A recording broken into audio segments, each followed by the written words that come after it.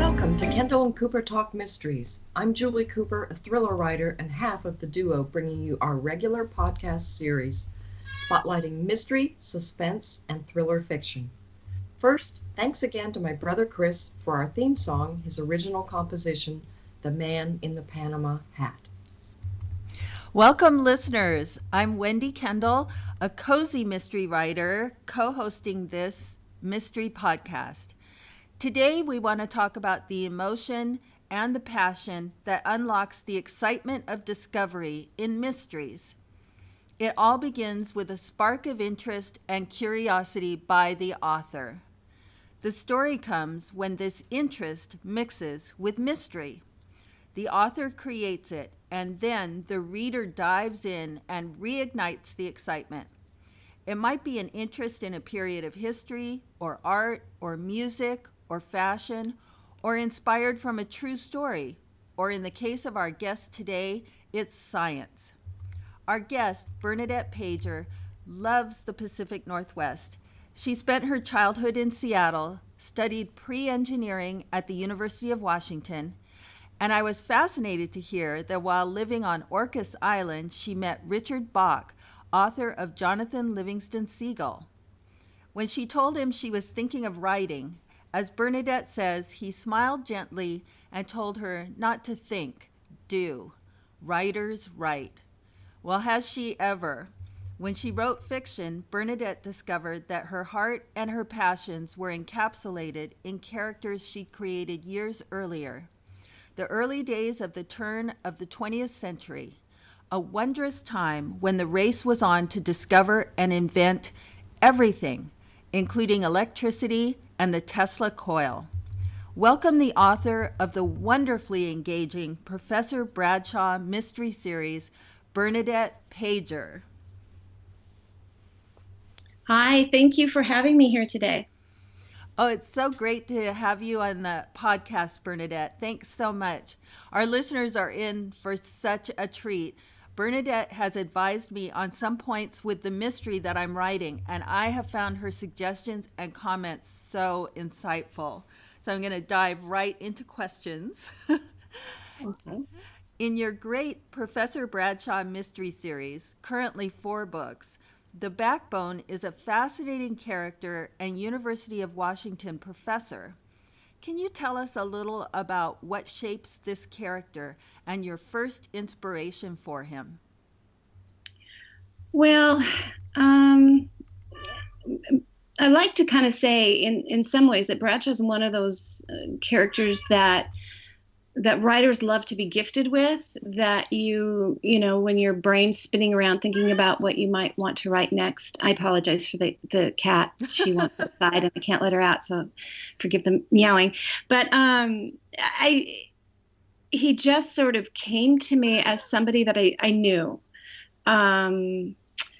He's a man of very deep thought, but that doesn't always express that to those around him. And that gave a lot of opportunity for that, you know, the introspection and the observation that he brings to the stories. He's a wounded man.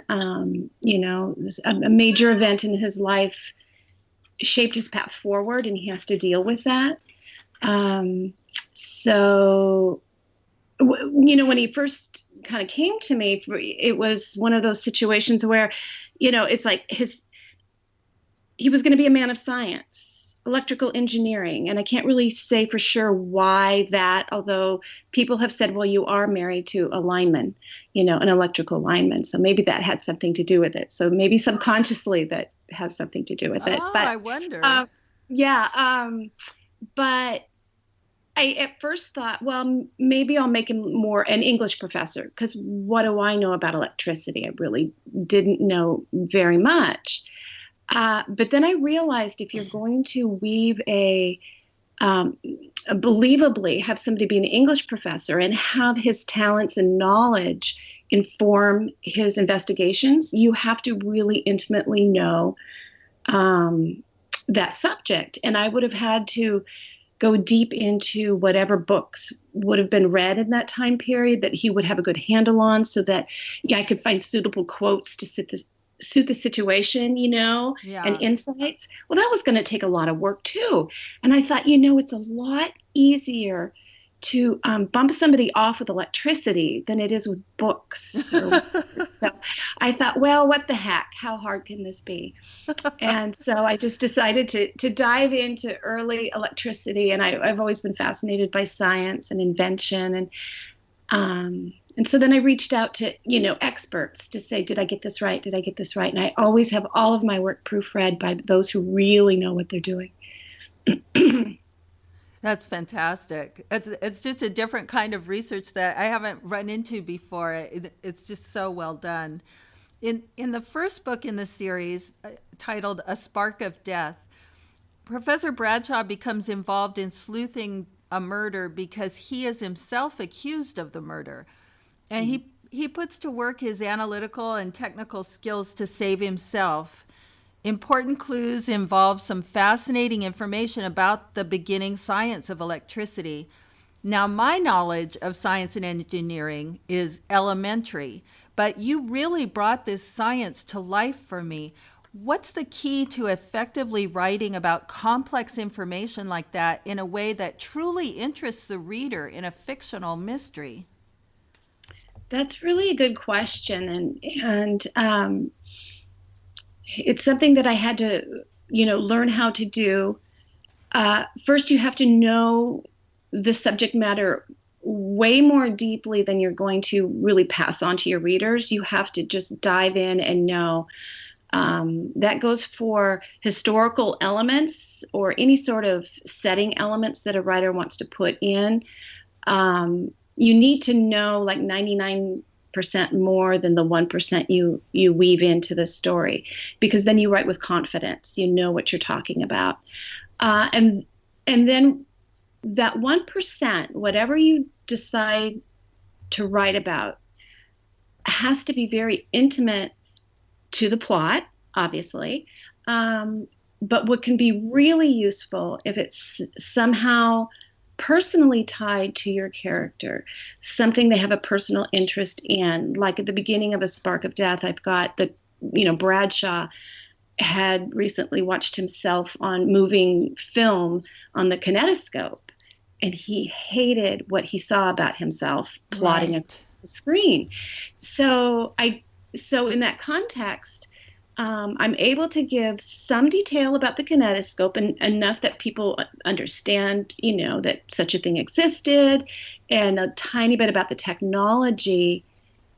But then his personal experience with it, I think, is what makes it interesting. And so you have to sort of resist overtelling the details. And sometimes what I like to do is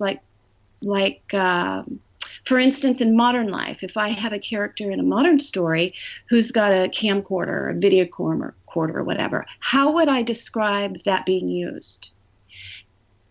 And I would really word it very simply. I would just say, snapped a picture with this or turned it on, or maybe if something went wrong, I could give a few more details. But I wouldn't over-explain. For some reason in my head, what's coming to mind is the idea of like an iron cook stove. So when Mrs. Prouty goes to the cook stove, she wouldn't say, she approached the Acme 400 iron cook stove that was invented in, she wouldn't give details of it. She would just, elbow the door shut, and, you would just have her interact with it in a very natural way and find things to slip in. So the same can be said with a complicated subject like science. So did that answer the question? That did.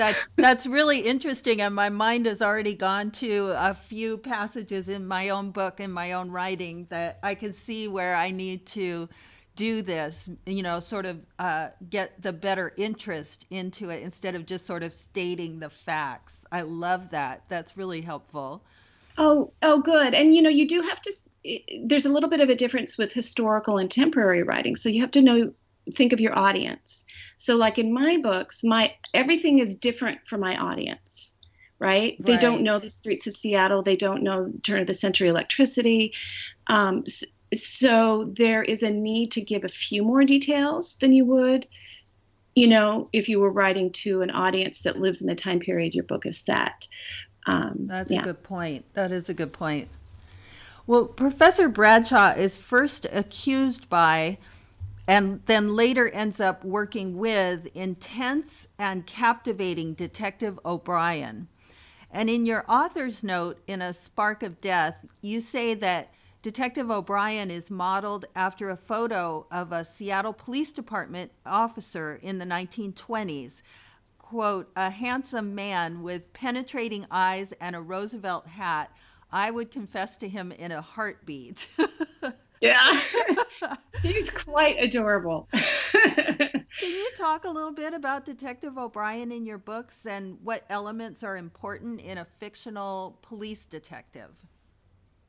Oh, I don't know if I could answer what's, in a general way. I just know that O'Brien needed to balance Bradshaw. There's two people in Bradshaw's life, two men that are sort of his the foils, the sidekicks. So we've got Henry, and then we've got Detective O'Brien.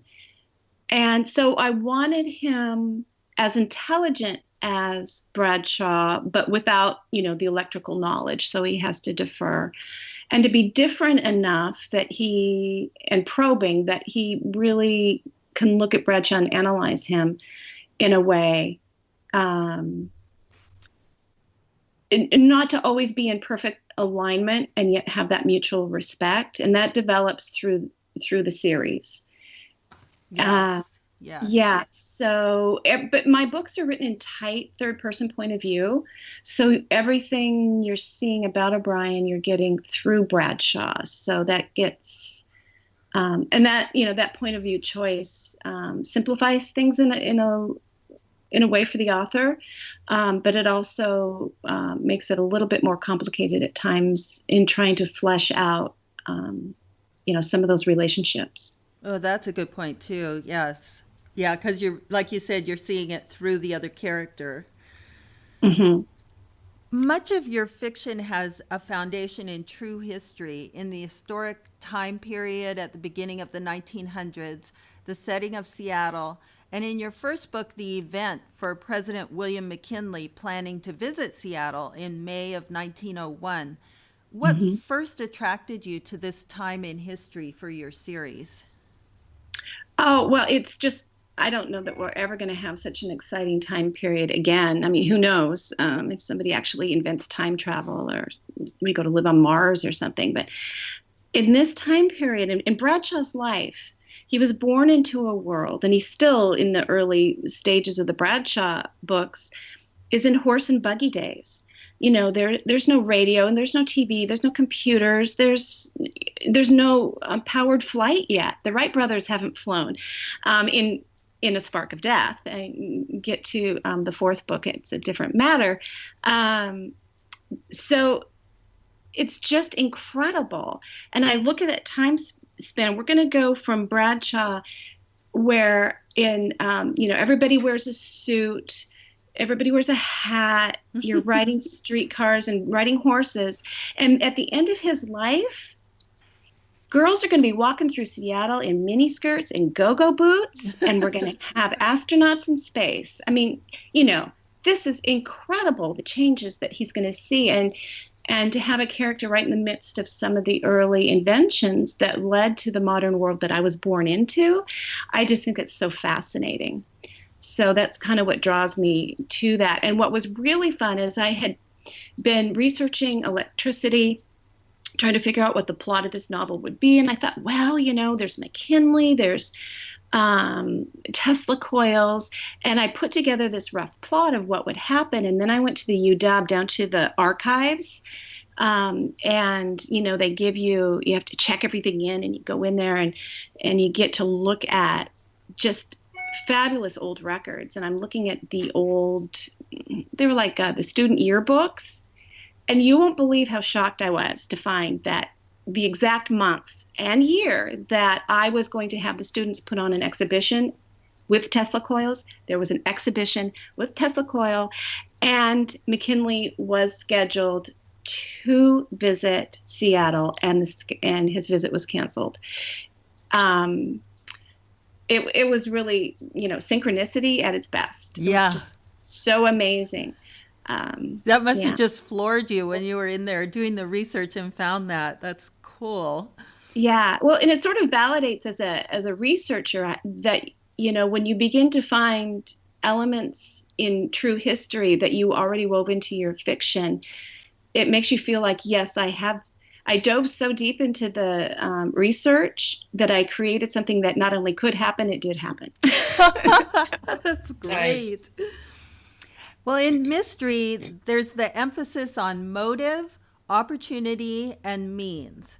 And I really enjoy how you weave motive into the characters.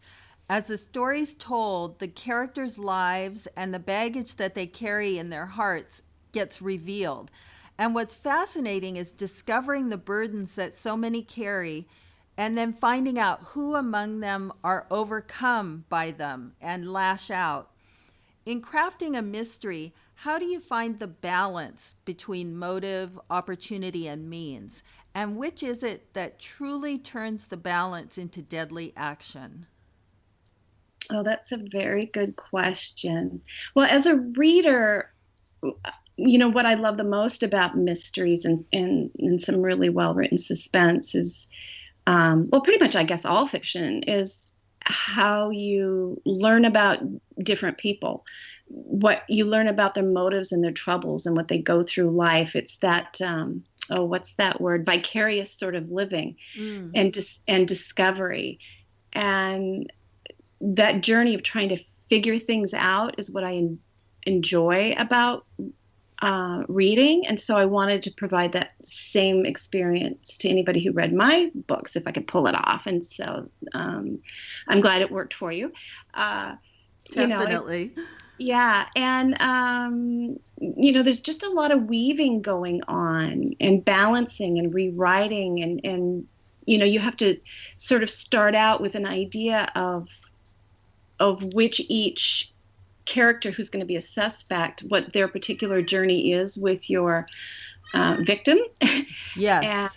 and it's a really fun part of the process, really trying to figure all that out. I don't know how to kind of word it any differently than that. It's definitely a journey of discovery that you go on as the writer. And sometimes things change. With book 3, Capacity for Murder, which I recently reread, it's kind of bizarre to reread your own books because you forget even what you wrote. I kept remembering versions of the plot that had changed. I mean, whodunit completely changed. Wow. The book, and I ended up rewriting it. And yeah. Did that answer the question? As you can tell, I go off on tangents. So just go on and on and on. So just let me know if I don't answer a question, if I veer off in the wrong direction. No, that was great. I wanted to ask you, well, Missouri Fremont is a very interesting woman character in 1901. She comes from the Midwest to Seattle. Can you talk a little about creating this character and also talk a little about her impact on Mrs. Prouty? Is it Prouty or? That's how I say it. Yeah. Yes. The housekeeper who helps Professor Bradshaw and his young son. Well, yeah. Missouri is different for her time period, but there was a movement among some women, this free-spirited nature, they did really kind of, I don't even quite know how to describe it, but yeah, she's very unique, and I chose her as the complete opposite of Bradshaw, and yet she sort of represents places that he is afraid to go. She is this free spirit who questions everything but with joy, who finds spirituality in nature, whereas he goes to church. They're just kind of the opposite. He needs structure to feel safe, and she doesn't. And so if the things she says to him makes him think, and that unsettles him and disturbs him and sort of pushes him outside of his comfort zone, but it helps him sort of mature in many ways and come to accept things. So, it's, I guess that's about all. She's sort of matches his soul in a way, but he's afraid to go there. Now, when she meets Mrs. Prouty is a little bit, she feels like she's a little bit threatened almost by Missouri. Yeah, that's right. You did ask about Mrs. Prouty. So, so Mrs. Prouty is stern and lovable and brusque and a really bad cook, except for sourdough bread. And she's a mother hen. She adores Professor Bradshaw and his son Justin. She's protective of them. And here comes this very young, free-spirited woman who suddenly Bradshaw and Justin are just enthralled and entranced by. And, she is threatened definitely a little bit. What does this mean? She's worried for Bradshaw. She's worried for herself. Mm-hmm. What is her position in this family dynamic now with this person here? But Missouri will grow on her. Missouri grows on everybody. Nice. That's very nice. Yeah, I really enjoyed reading that character. I got a lot out of that. Oh, good. I'm glad. Now, Bernadette, you've said that you have to feel the character yourself, not just know the character. You need to feel their reactions to everything. Can you talk a little bit more about that? Yeah, so when you first start writing,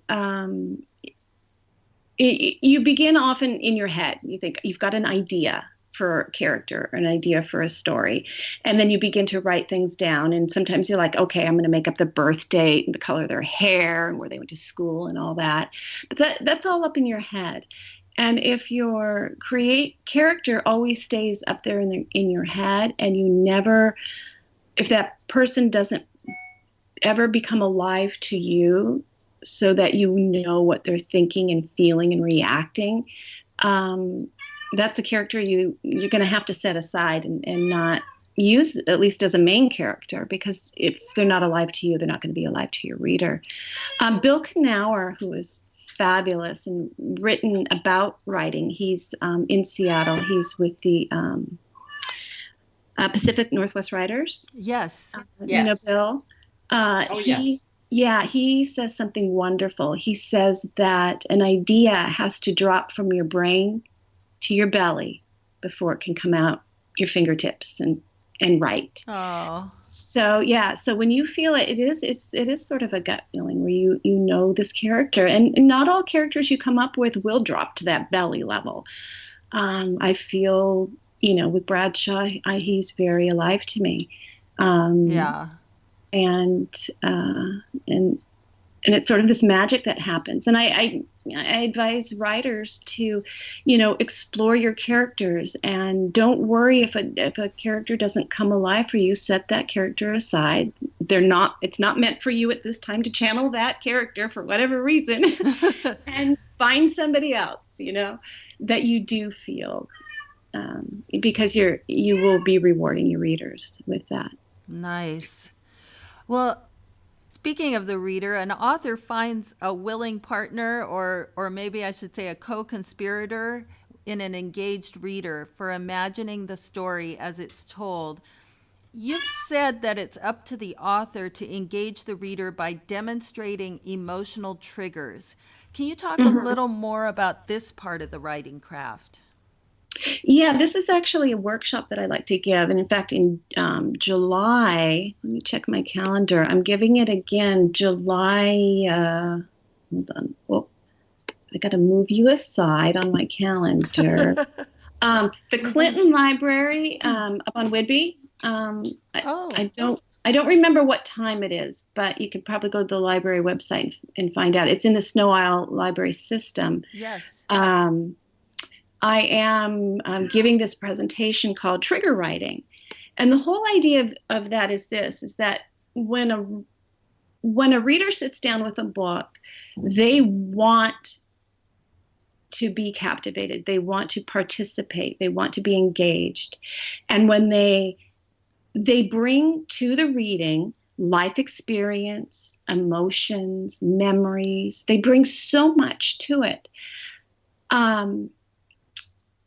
My job as a writer isn't to tell them every tiny little thing about this story. My job is to find those details that will help trigger memories, emotions, knowledge that the reader already has. So they fill that in.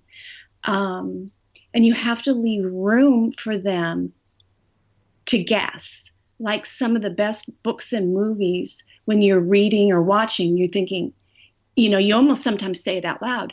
No, don't go in that room. Don't go in that room, because That's true. Yeah, you have figured out from the clues what may happen.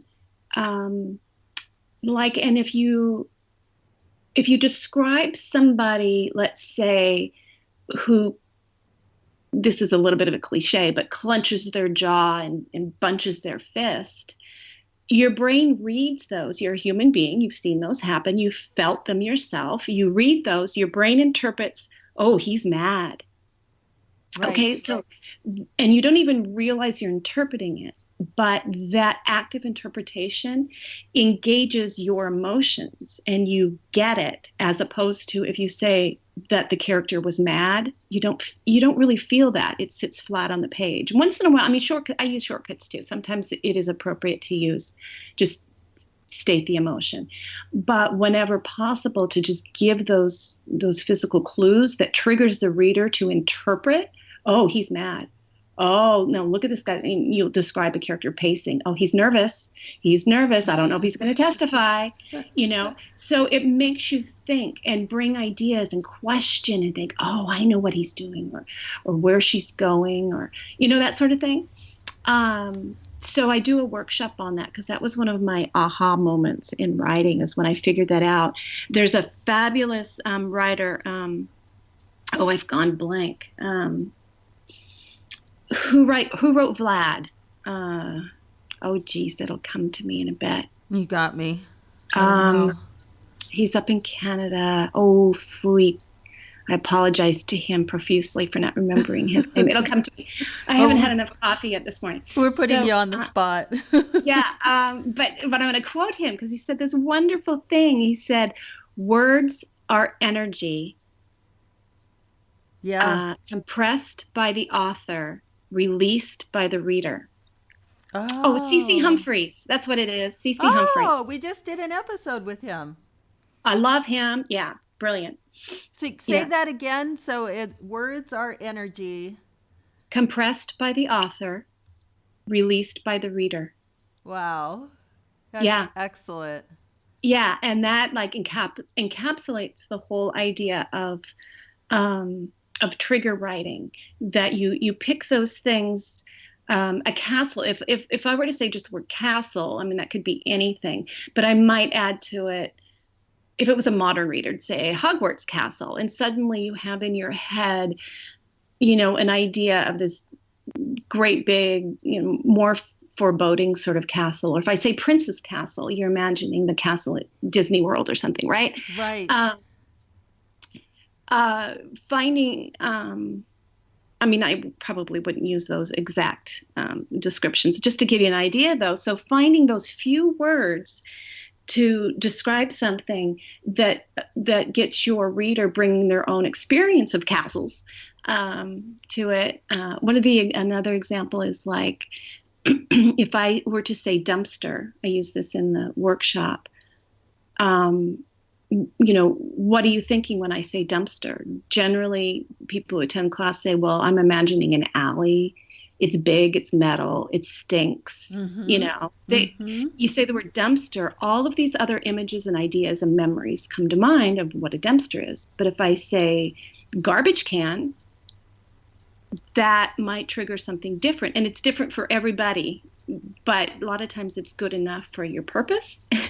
And if you need them to imagine something more specific, you elaborate a little bit more. But trust that trigger writing is trusting your reader to bring a lot to the party. It keeps you from overwriting and allows them to participate. That's wonderful. That it's really some insight into how you become very skillful at writing. I love that. Can you tell us a little bit about the Seattle 7 Writers Group that you're involved with? Oh, yeah, they're fabulous. That was founded by Garth Stein and Jenny. Why I'm gone blank now on Jenny's last name. Forgive me.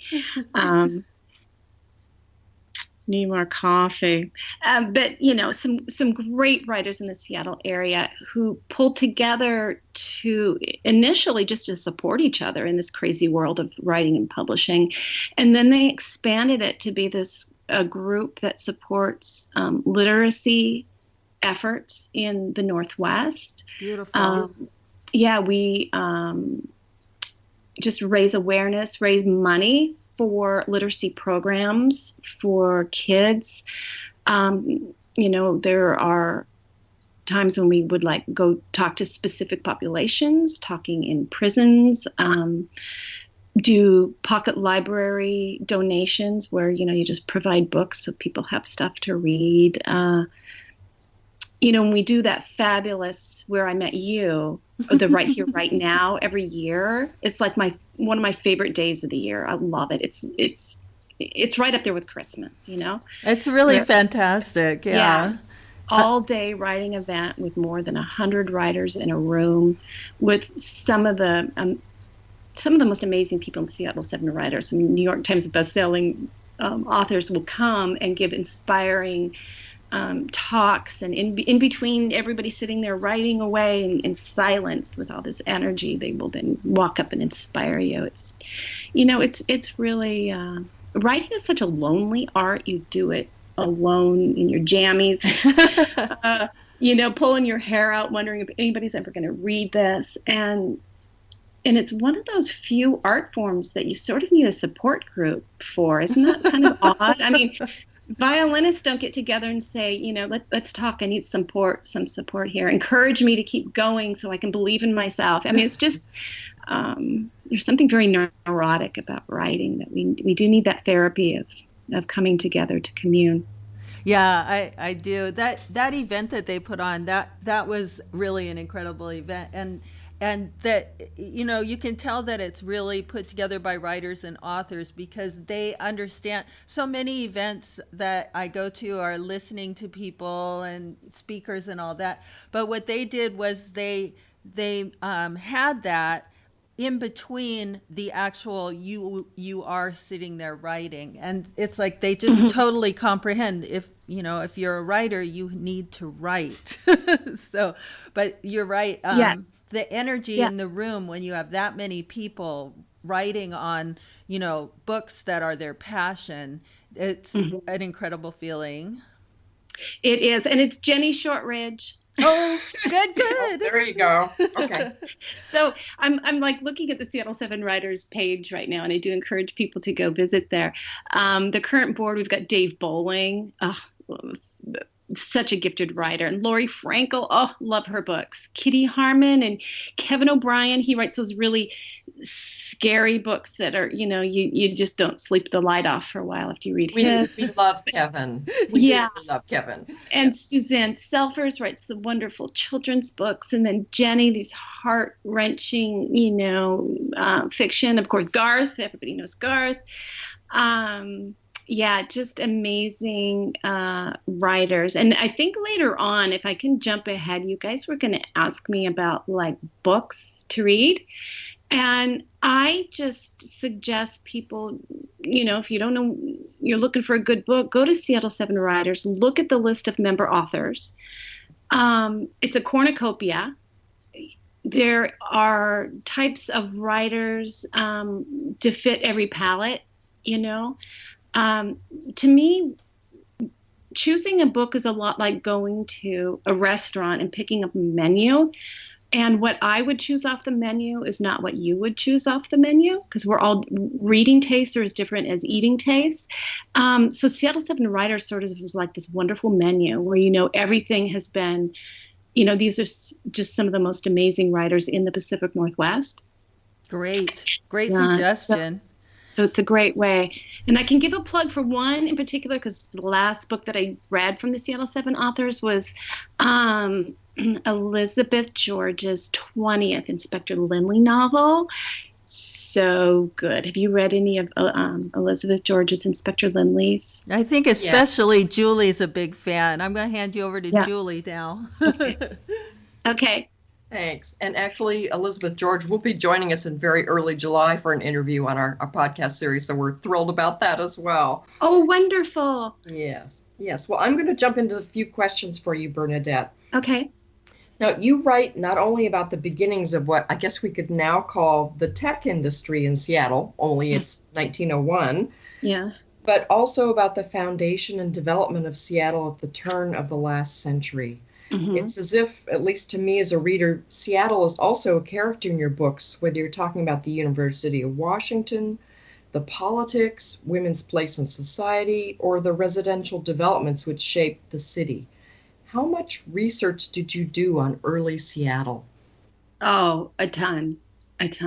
When I write, I use XX as a placeholder.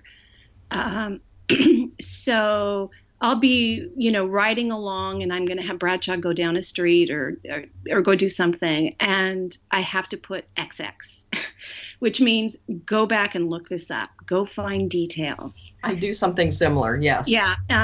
And, you know, so with me, it's, you know, once I sort of sketch out the plot and then I begin writing in order to begin to feel the story, it's riddled with XX, and then I usually at some point stop and you know, and go look up some more details. So sometimes it's a back and forth, and sometimes what I discover feeds or alters even where the plot might go or the clues that might be laid. Sure.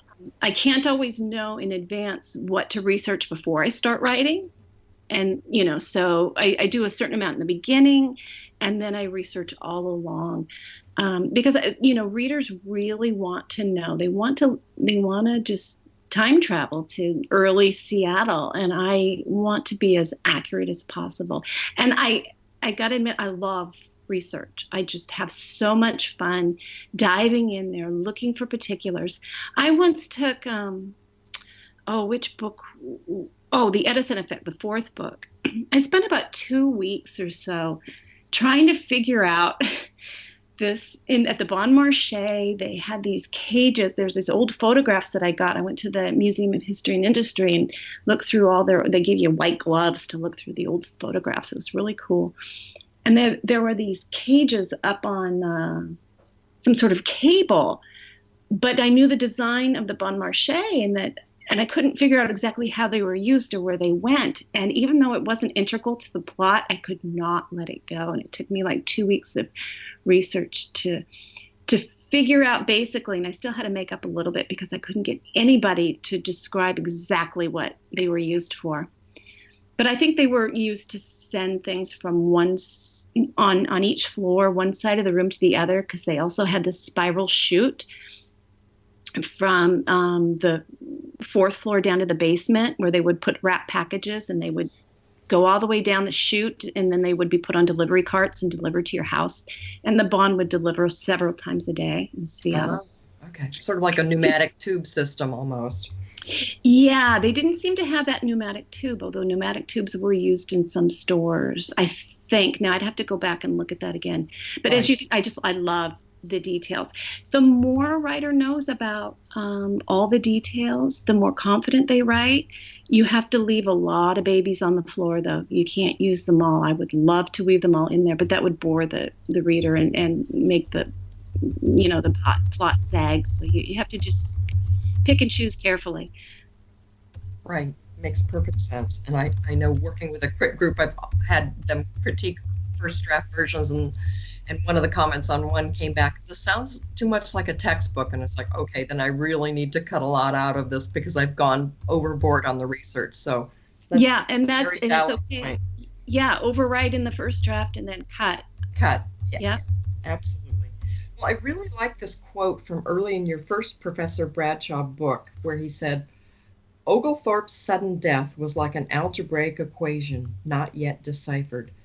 It's a great insight into Bradshaw's character that he's more comfortable with facts and mathematics than he is with emotion, which somehow makes him more sympathetic to the reader as opposed to him being one of those know-it-all brilliant scientific sleuths. He's not a Sherlock Holmes kind of personality. Did you choose this direction for your protagonist deliberately, or did it just evolve as you wrote about him? Well, it's kind of funny that you word it that way, because I feel a little bit differently. Yes, he is much more comfortable with math, with facts. He clings to them. It helps him. He likes to find meaning and solutions that makes him feel safe. But who he really is that emotional person deep down, which is why Missouri rattles him so, because it makes him face things that he has pushed down deep. Right. And he has been observing. He's very observant. So he does a little bit in a Sherlock Holmesian way. He's able to observe people in his surroundings and pick up the small detail and interpret, sort of emotional drives, because, that's sort of who he is. But it is very useful to him that he likes to cling to the facts and to find order, because that does give him great method for moving forward, for, trying to find the truth. Right. And it makes him a good contrast to Missouri and to the police detective and others in the book, certainly. Yeah. Any tips for our listeners who want to write in a similar direction, where they blend real science with historical fiction without veering over into science fiction? Oh, yeah. Well, research, I guess. You just really have to know that subject matter and stick closely to it. So, like, Oscar's invention, there's a mysterious box invention, right, and A Spark of Death. Yep. That was invented by Bill Beatty, who's my go-to science guy. He works at the University of Washington. Funny story there, if we have time. Do we have time? Yeah. Sure. Funny story. Okay. Well, there's this long history with the first book, A Spark of Death, and trying to sell it. And, one amazing morning, I get an email from Poison Pen Press, and they have made me an offer on the book. And I'm just thrilled, and I do the happy dance, and I literally threw a hat in the air. And then I sat down, and then I had this feeling of, oh my God, I sold it. And then I thought, I need, I had looked stuff up and asked about this and that, but I didn't have like an historical electrical engineering person read it yet. And I thought, I have to find this. So I just Googled Seattle Tesla enthusiasts, because I know that this crowd would be able to read, would really know the historical electrical engineering. And electrical engineering, and I landed on Bill Beatty's website, which just fit it. Has all this amazing stuff, and he had his address and phone number right on his webpage. Oh. So before I lost my nerve, I just picked up the phone and I called him, and he answered the phone, and he agreed. Yeah, sure, I'll read it. Oh, wonderful. And I can't remember what your question was now. So just how do you blend real science with historical fiction without sort of veering over into science fiction. Oh, that's right. So he read it all, and I had gotten the facts straight. And he tweaked things. He says an engineer would word it more like this and not like that. So he helped make it feel authentic to those really in the know. And then with that box, he devised something that didn't exist, but it could exist. And so it kept it from being like science. It's sort of science fiction, I guess, in a way that nobody had actually and still has not invented it. And yet he says it's all possible and plausible that somebody could have. And that's about as close as I'll get in the books to science fiction otherwise. Okay. So just as a writer, be aware that there's a line to cross, and at some point you'll hopefully realize that you've either crossed it or come right up to the edge, I suppose. Yeah. Well, usually, something in science, whatever story you're writing, I think when you want to write science fiction or not science fiction. And I think if you accidentally write science fiction in a hard science book or accurate science book, it's because you didn't do your homework thoroughly enough, and so you decided to make it up thinking you knew what you were doing and you weren't. Okay, anyway. That makes sense. That does make sense. And I'm going to skip my next question because I think Wendy's already touched on it earlier, and go on to a further question. Okay. And this is something I ask of many of our guests because I get such a wide variety of responses. What's your favorite writers' conference, convention, or workshop? Any recommendations for our listeners? I would say the Seattle 7 Writers One Day Right Here, Right Now is my favorite. I love that event. You get writing done, you get great advice, you get to meet with published authors and ask them specific questions about your own writing. You meet other writers, that are on your journey. So that's my favorite. I haven't actually been to very many others. Pacific Northwest Writers I've been to a couple of times. That's a fantastic one. That gives you the opportunity, if you're at that stage, to meet with some agents and editors, which is great. And then again, to network.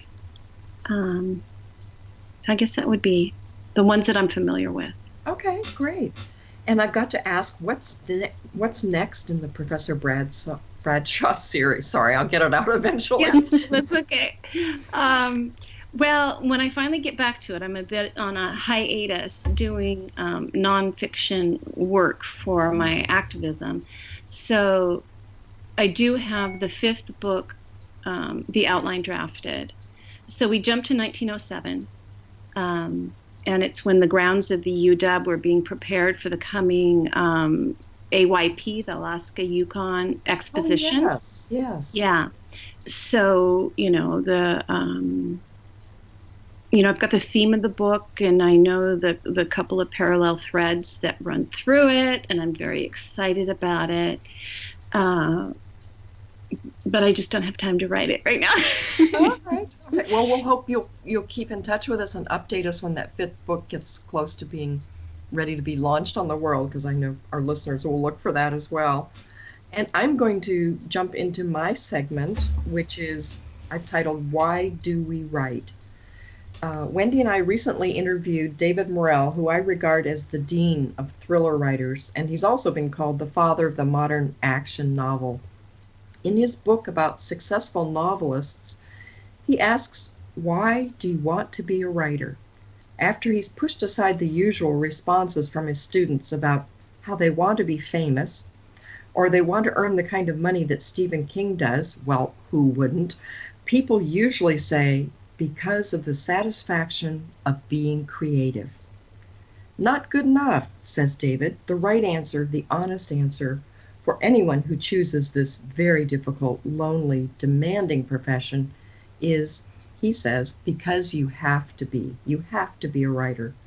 People who write are compelled to write, whether it's about a unique character like Rambo, or diving into an event or historical period like Seattle in 1901, a period perhaps others know very little about. such as Bernadette's written about. We write every day because we must tell a story, and that comes down to passion.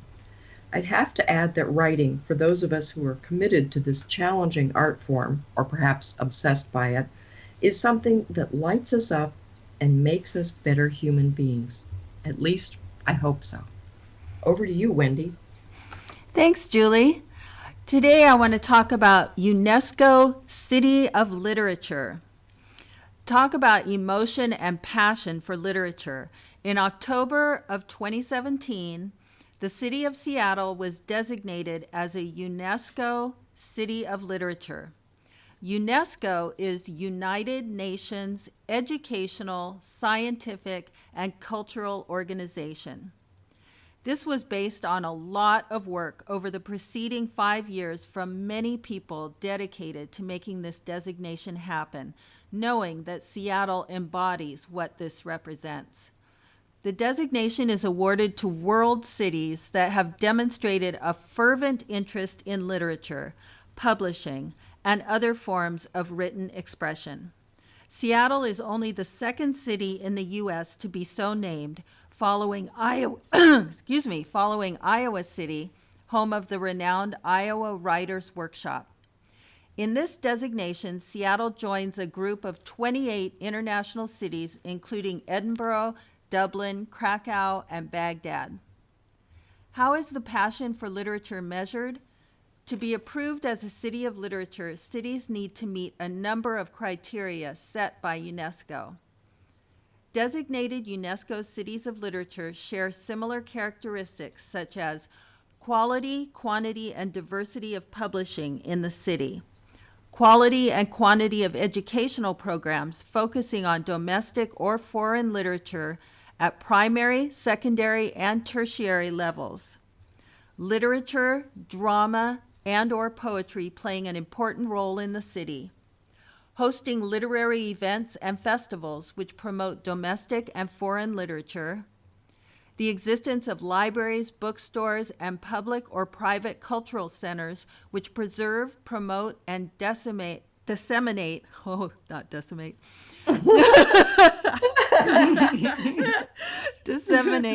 domestic and foreign literature, involvement by the publishing sector in translating literary works from diverse national languages and foreign literature, and active involvement of traditional and new media in promoting literature and strengthening the market for literary products. Cities submit bids to UNESCO to be designated a city of literature, and the designations are monitored and reviewed every 4 years by UNESCO. The benefits are enjoyed by the people. Stesha Brandon, Literature and Humanities Program Manager at Seattle Public Library and a board member of Seattle City of Literature, said this designation will open doors for communication and cultural exchange.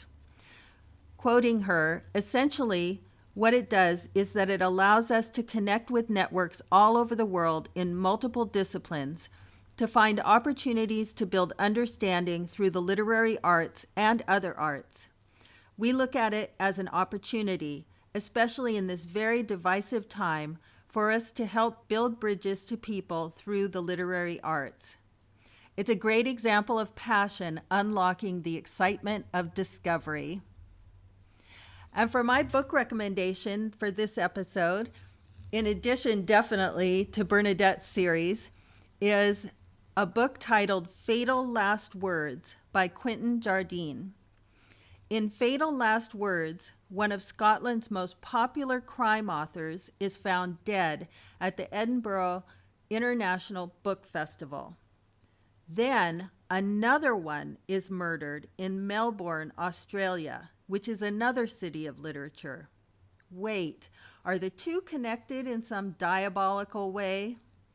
Quentin Jardine is a Scottish author who loves his city of Edinburgh, just as Bernadette loves Seattle. There are 26 books in his Bob Skinner series, featuring the senior Edinburgh policeman. In this one, he stands on the edge of a career-defining moment, and his fiancée, Scotland's First Minister Eileen DeMarco, faces a political crisis. It's a great police procedural in the spirit of the City of Literature's cultural exchange.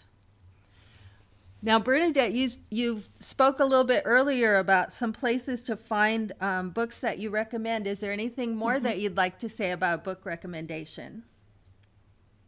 No, not really. Just Seattle Seven Writers is a great place, like I said, to like sort of find a menu to choose from. And I do recommend, Elizabeth George's Lindley series. Her newest book, okay, now I can't remember the title. Help me out, Julie. What's the title?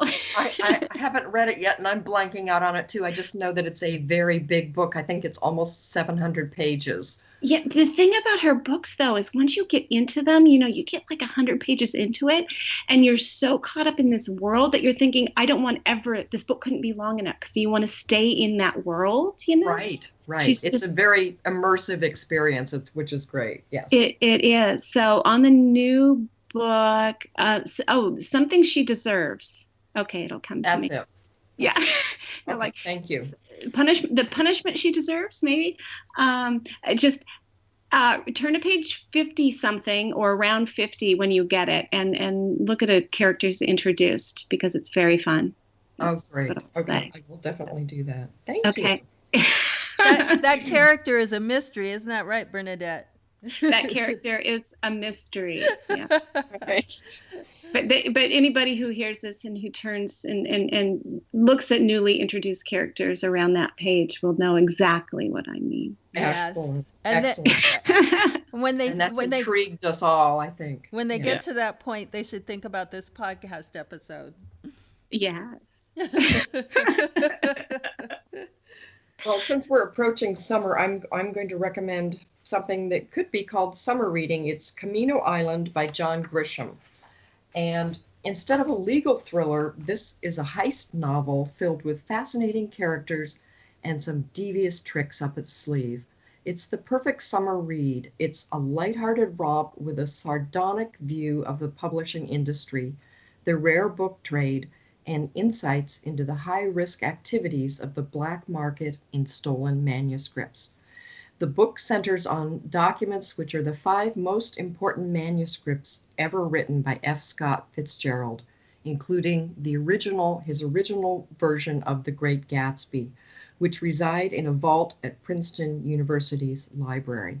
At least, that's where the manuscripts start out in the first chapter. Mercer Mann is a brilliant young novelist struggling with writer's block, and she's buried under a mountain of grad school debt when she's approached by a mysterious woman working for a recovery firm. The firm is pursuing leads on the 5 stolen manuscripts, which were insured for $25 million. She makes Mercer an offer she can't refuse to go undercover and infiltrate a charming and deceptive book dealer's circle of esteemed literary friends. It's a classic cat and mouse format with a surprising ending I think you'll enjoy. And that's it for another episode of Kendall and Cooper Talk Mysteries with our special guest, Bernadette Pajer. It's always wonderful to host a Seattle writer. Thanks so much for joining us. Keep reading and keep writing.